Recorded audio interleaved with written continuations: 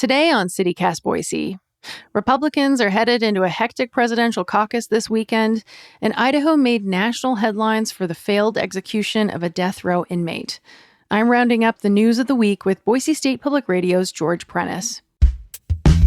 It's Friday, the first day of March. I'm Frankie Barnhill, and this is what Boise's talking about.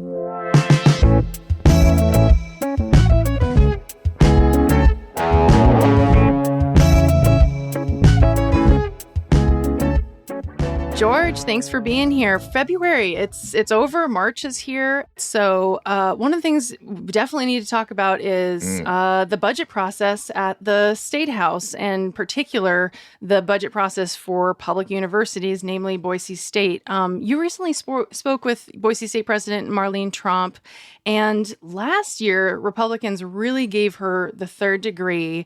It did not go well when she went in front of the legislature last year. But things are different this year, right? Or what is different this year? The process is very different in that there's a lot of, we could call it a number of things, but it's behind closed doors meetings and sessions and deconstruction of the budget. Traditionally, for instance, a president of a university would stand before the legislature's budget writing committee and say, this is how much we need and this is why we need it. And let me tell you this and that. That is all gone. And only people from the Department of Administration and Legislative Services do that. And then the president steps up, and then it is the equivalent of a verbal firing squad. And it can be questions from any direction. And honestly, a year ago, full disclosure, Boise State Public Radio was in the crosshairs, and that was one of the questions. So I was like, okay, well, let's see how this happens. So I was anxious to talk to Dr. Tromp just before she stood before that committee. And like, how do you prepare for this?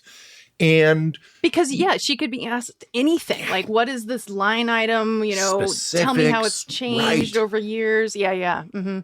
So I wasn't overly surprised to hear her say, well, my staff has helped me, as much as possible, et cetera. And Dr. Tromp has some traditional talking points. What kind of caught me off balance, though, was pretty early in the conversation, she talked about their graduation rate, which I think is a metric that almost everyone can understand. Yeah, that would be the key metric, it seems like, for a public university. Yeah, how many students are actually graduating? Yeah. Yeah, so it's a pretty big deal to increase a public university's graduation rate by about 1.5%. That's kind of the going rate of quote unquote success.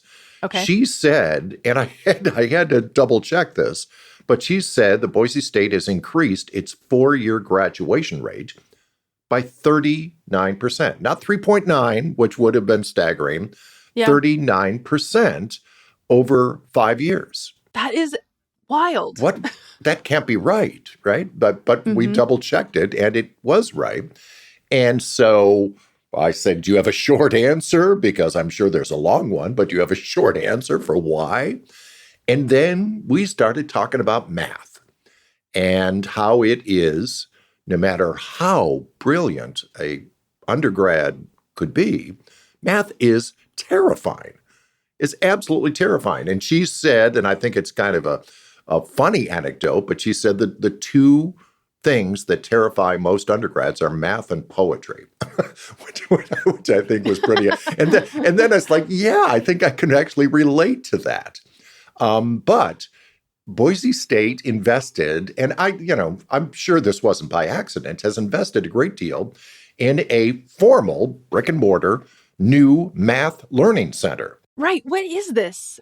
It is a new department on campus to facilitate undergrads at any level, freshmen, people who are weeks away from graduation, people who are just trying to just get through math, which is in some cases, maybe it's 1 or 2 courses, right? That's required. In some cases, it's more.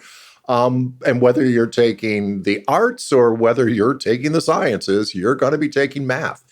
And then and she said, do you want to know why a lot of students bomb out in their freshman or sophomore year? It's Math. math.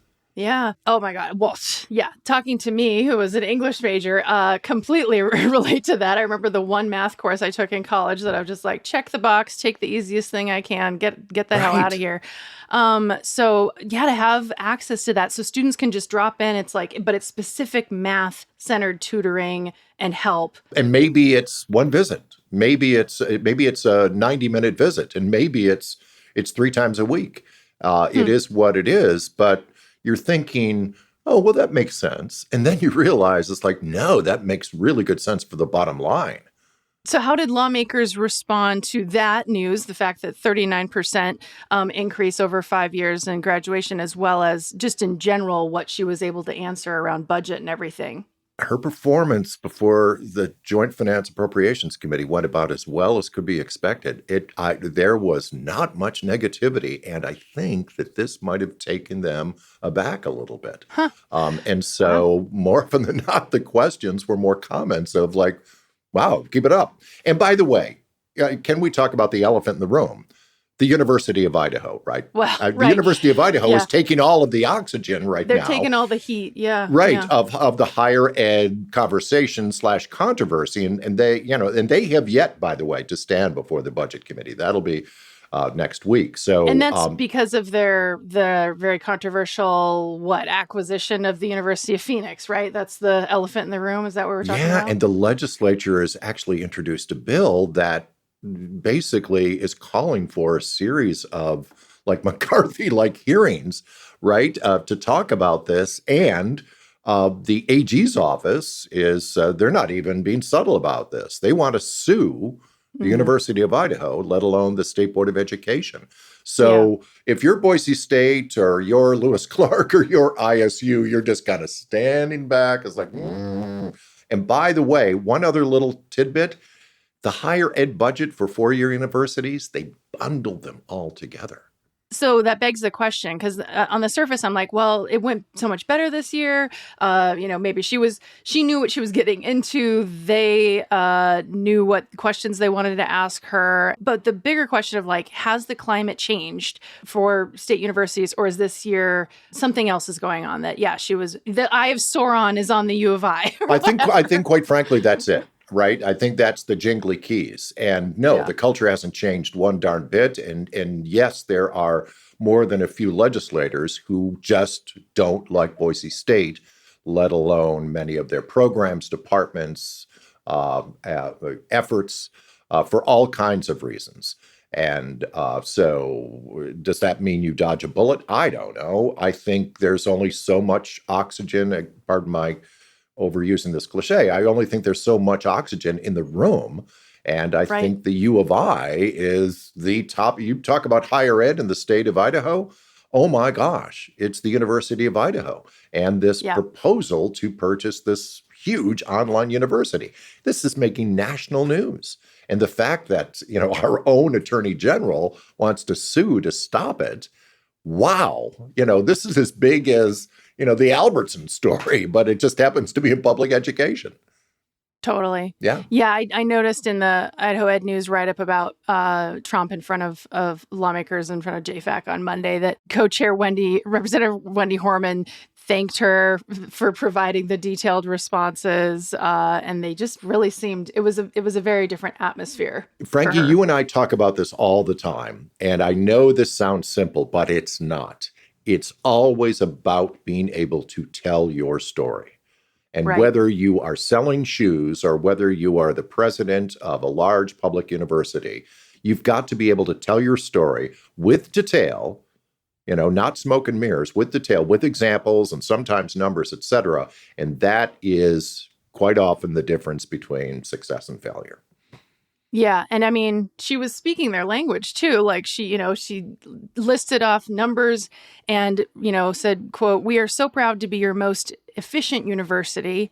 We're always looking for ways to reduce costs." And then she started talking about actually needing less money. Yeah. Right. Yeah. Which, on the one hand, I'm like, oh, is this a good long-term strategy? Like, it seems like a good short-term strategy, but what will it mean for the long term? Is Boise State turning more toward other funding sources? And they're just like, you know what, legislature, we'll expect about this much from you, and maybe we're Yeah. looking for other ways. I don't know. That's a bigger question, but I was curious about that and making that a big point in their favor and what that means long term.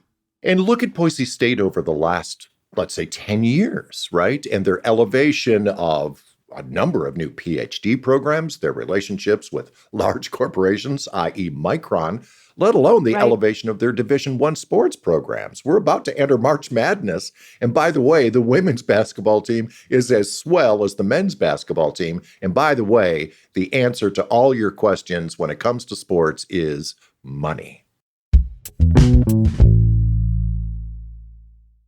Okay, George, we definitely need to talk about this story. Another a name that has been in national headlines this week, Thomas Creech. He was set to be executed on Wednesday by the state of Idaho, was on death row for many years, and was going to be the first person to be executed by the state since 2012. What happened on Wednesday? The medical team couldn't get an IV line. And indeed, these are professionals. And for the record, the people who are on the escorts, medical, administrative teams are usually people who have volunteered to be there. But they couldn't get an IV line on multiple attempts. As a matter of fact, one of the team members actually left the execution room, presumably to get more needles. But they couldn't get an IV line. And then the Department of Correction administrators said, that's it. You have to call it. And this is not the first time this has happened in the United States. So there indeed is a rule, and whether it's a formal or informal rule, that you don't proceed. You don't proceed because, Frankie, you and I both have heard and read stories about awful attempts to try to execute people. And sometimes they've gone through and sometimes they haven't. But you're going into an entirely different plane of punishment at that level. So that's what happened. And as a result, that death warrant is very specific and it expires. And so if they want to attempt to do this again, and let's assume that the state of Idaho will, they have to go through the legal process, get another death warrant, and go through the rehearsals, etc. But keep in mind that members of his family were there to witness this. His spiritual advisor were there to witness this, as well as 4 members of the media and representatives from the governor and attorney general's office. I've witnessed an execution, not in this state, lethal injection. I don't recommend it, and I'm not trying to be glib when I say that. I don't recommend it to any journalist. You think you're ready, you think you're mature enough, you will never be the same. I've covered more than a few of these, et cetera, so I understand the clinical nature of this, but this does go to another level. And I'm not here to talk about why this nation executes people or not. I'm talking about the process. But for now, Thomas Creech, Idaho's longest-serving death row inmate, is very much alive. Yeah, and we'll obviously keep tabs on this story and see what the next steps are and what the state does next. And there was this whole thing, in the background of this, where these lethal injection, cocktails essentially come from, and that's been in the news for many years now. And the legislature approved a law 2 years ago that shelters the Department of Correction from disclosing where they get these drugs. And we have heard stories of transferals in parking lots, and there is zero transparency on this issue. Yeah. What a dramatic turn for an already really dramatic, very serious story. Okay, let's zoom forward a little bit. So Saturday, Idaho Republicans, they're going to be caucusing for the presidential caucus at sites all around the state. But one group that won't be in attendance are folks like you and me, because the media isn't allowed in this year. What the hell? No surprise, those folks who are at the management level of the state Republican Party, there is no love lost between them and the media. But to have, again, zero transparency. Yeah. In other words, I've covered I've been to caucuses in Iowa and other states. For goodness sakes, I've been to a caucus here in Idaho when it was in Taco Bell Arena, and it was packed to it was like a Republican circus. Wow. And it was insane and lovely, but it was the story. Right. And we went around and we talked to people of why they supported this person or that person. And by the way, caucuses are messy on a good day. But no media whatsoever. As a matter of fact, no media at the administrative office when the votes come in. So not even there to watch the votes right, arrive. the phone calls or the email or whatever that is, whether it's electronic or paper or faxes, I don't know. Mm-hmm. And by the way, there's going to be locations all over Idaho where people are going to walk in, and these are going to be a mess. The way the Republican caucus is set up in the state of Idaho, if you don't have daycare, if you are infirmed, right. if you are serving in the military, and you can't go to a caucus, you will not be included. Yeah, you're left out of this process. Yes. Put the press aside for a moment, right? So there are members, high members of the Idaho legislature, elected people who say this is bad. And this past week, a bill surfaced, Senate State Affairs Committee, to dump the caucus. Not this year's caucus, it's too late. Right. But this is nonsense. And the majority leader of the Republican Party, Senator Kelly Anthem, said, my constituents don't want this. They want a primary. Yeah, I mean, it seems like, yes, again, put aside the press and the fact that we're not allowed in there. The fact that people who can't get daycare. Yeah, the fact that Republicans themselves can't agree on what this should look like, how it should work.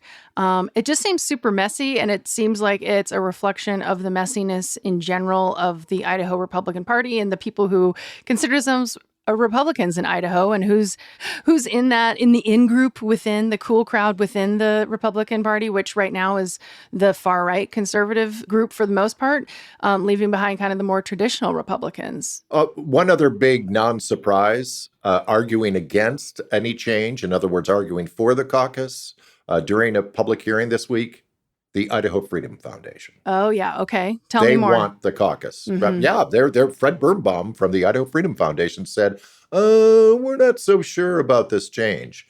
And then there was the secretary from the Idaho GOP saying, why are you beating up the caucus? Well, every member of the Senate State Affairs Committee said, no, we want a primary. Who is to blame, or I guess who's blaming each other might be the better question at this stage.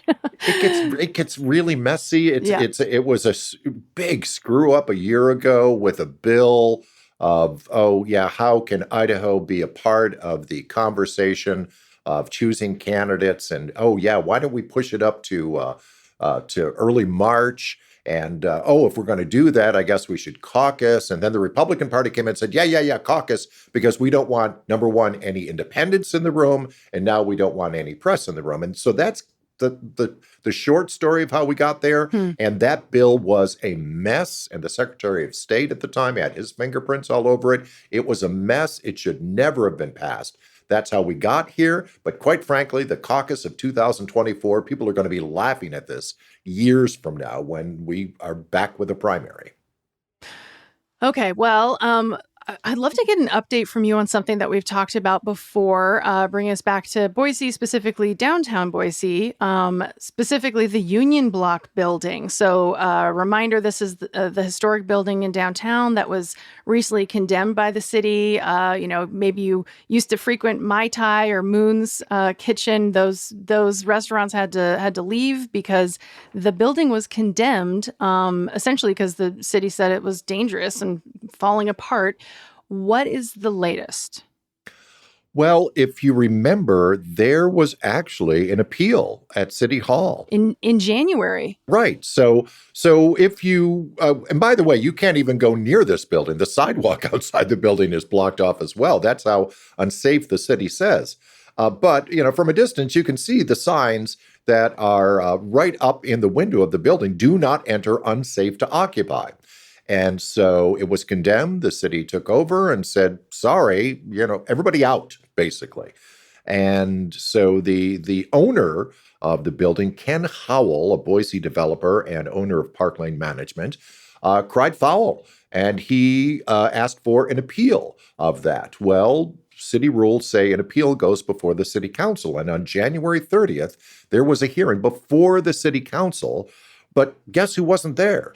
Ken Howell. Ken Howell, the one who wanted the appeal in the first place. Right. Right. He wasn't there. So the council was like, yeah, we'll deny this appeal and we're going to uphold this. And in the meantime, okay, now fast forward to today, Ken Howell is suing. He's filed a lawsuit against the city of Boise and a couple of folks at planning and development, including Tim Keene, the manager there, but he's actually leaving in a few days to go up to a job in Calgary, but that's a separate matter. Yeah. So he's suing the city, saying, the process wasn't right. And the bad press is hurting him. It's hurting the value of the building, et cetera. And I'm thinking, well, that ship sailed. But everybody gets their day, and everybody actually has an opportunity for recourse. So there's another chapter. But in the meantime, the only question I want answered sooner than later is anyone working on this? Right. Yeah, what's being done to get I'm desperately concerned about this landmark of a building. Yeah. And I don't think anyone disagrees that we want to save this building. Well, right. And Boise in particular in downtown, I mean, hasn't always had the best reputation of preserving downtown buildings. And so to see one like this really fall in disrepair, and now there's this legal tussle, I guess, a lawsuit was inevitable. But man, it's melodrama at this stage when, in fact, we are talking about public safety. And please, is somebody, Mr. Howell, are you or anyone of your team working on this building? Right. Okay, more to follow on that one, I guess. That story continues to spin out. Well, I don't know. Speaking of stories, you are in Sun Valley for the Sun Valley Film Festival, and I hear you're going to be interviewing Annette Bening. Little celebrity moment. Tell me more. Can I tell you a story? You know me and stories, right? Yes, please.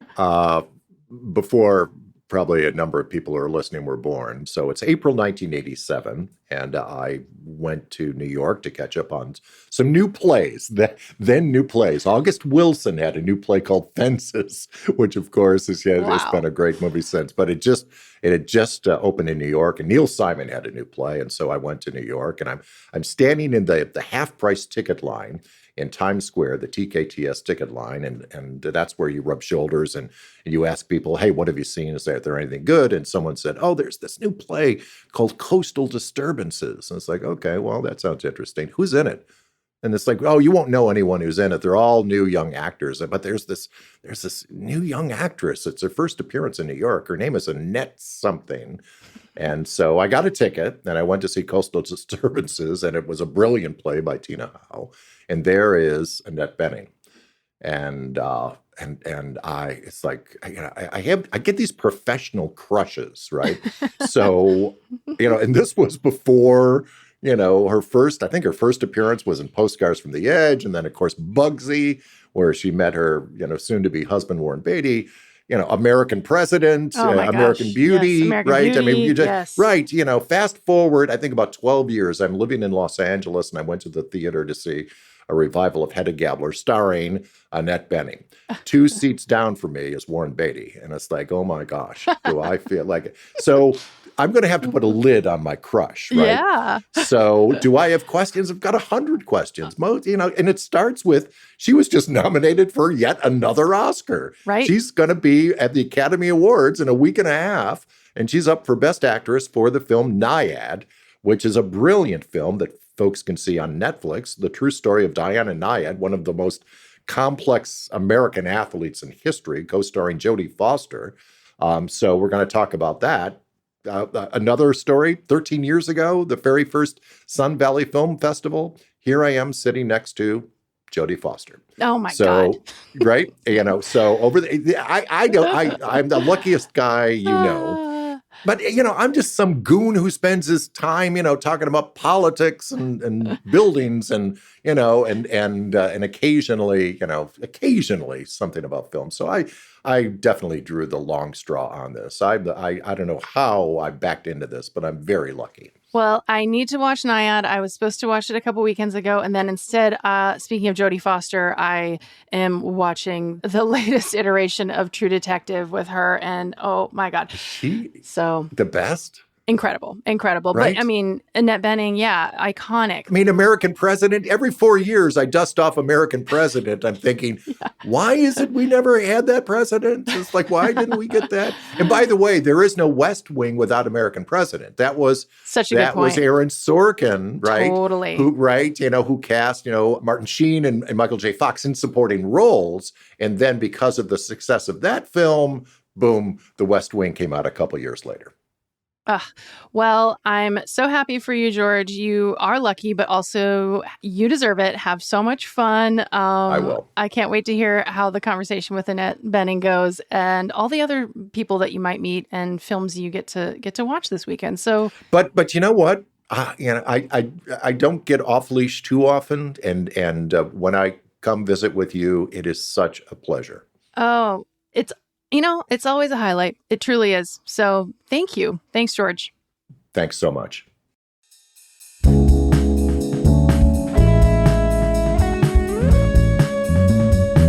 Hey, thanks for listening to CityCast Boise this week. The show was produced by Evelyn Avitia, Grant Irving, Dylan Brogan, Nick Qua, and me, Frankie Barnhill. Blake Hunter writes our Hey Boise newsletter, and our music is by Up Is the Down Is the. If you enjoyed our show today, do me a favor, will you? Tell your friends about us. We'll see you here next week.